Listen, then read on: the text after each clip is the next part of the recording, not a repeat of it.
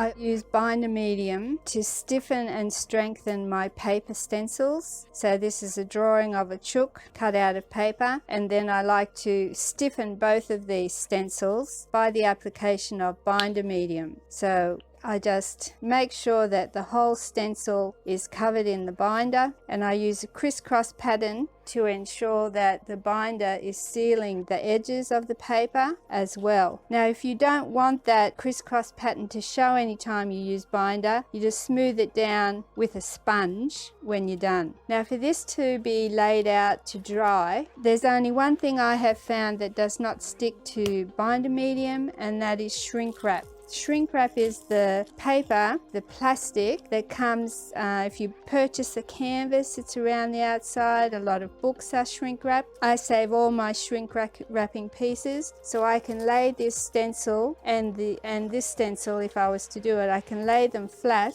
on this shrink wrap and the stencil will not stick to the shrink wrap.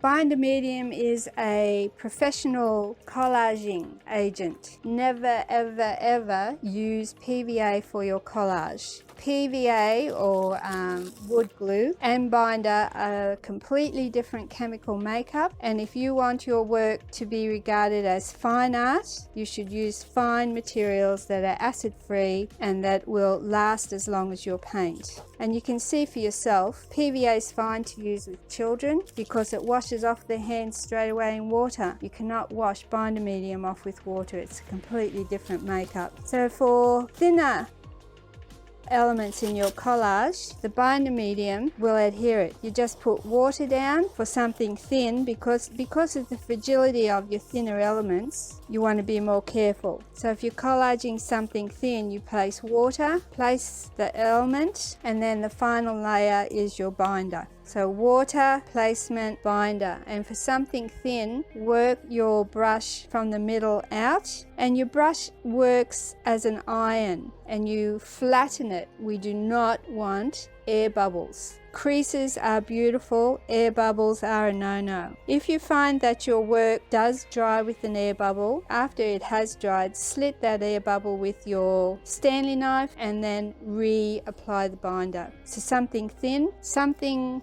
like some of your elastic materials, snake skin, something like this is going to expand as it is adhered. So you put the binder on the surface to be applied. This is actual snake skin. Now this snake skin is going to expand as it absorbs the moisture of the binder, so you definitely need to work from the middle out and encourage it to spread as it is adhering. Using natural objects is an interesting process in collage. Because the binder is a sealant, you don't have to worry about something being acid free or not, because the binder is on the bottom and seals it on the bottom, and then the binder is on the top, seals the surface. So whatever you decide to collage is going to be completely sealed. So if you have natural elements, you don't have to worry about them breaking down once they are collaged onto your surface. The only caution is that you wouldn't use green leaves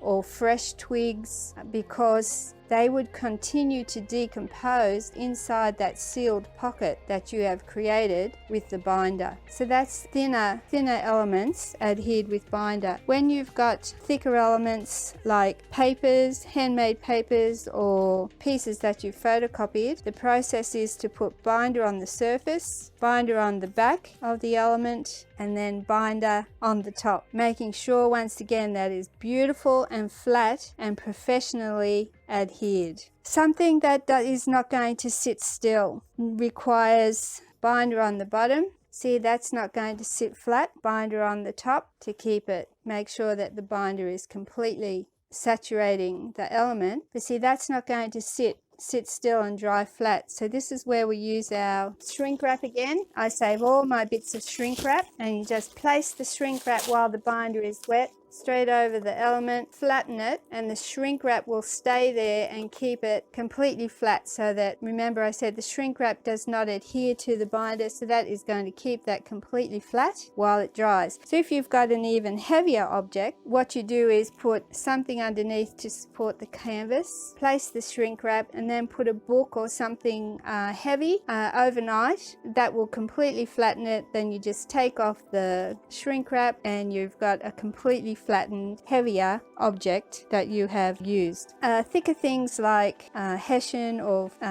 fabrics, really thick papers, you need to make sure you soak them in water before you adhere them to make sure that they completely absorb the binder and will remain firmly in place. The object is to be creating a piece of art that is going to be fine art with no sloppy details. I'll just put that little guy right there. We'll put a bit of pouring medium because pouring medium is thicker.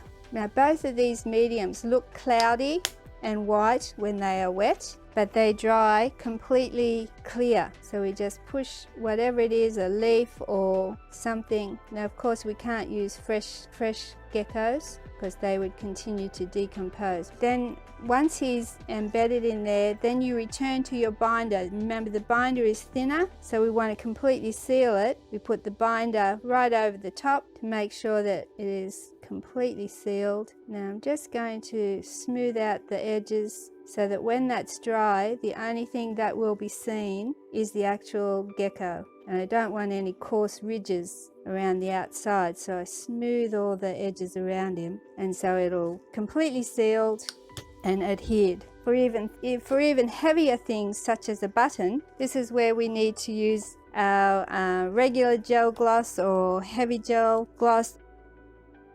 So you need to make a bed. Now remember, the gel is exactly the same as the two pouring and binder mediums in that it looks really creamy and white while it is wet, but it will dry completely clear. So we've got it set in there, and now we need to seal this exactly the same. So once again we return to our binder medium and seal that right over the top. And while we're sealing it, we also smooth out the edges so that there is a really lovely smooth transition from the canvas up to the element. So when that dries, all you're going to see is the actual button. When that dries, all you're going to see is the little gecko. There will be no hint of the mediums whatsoever.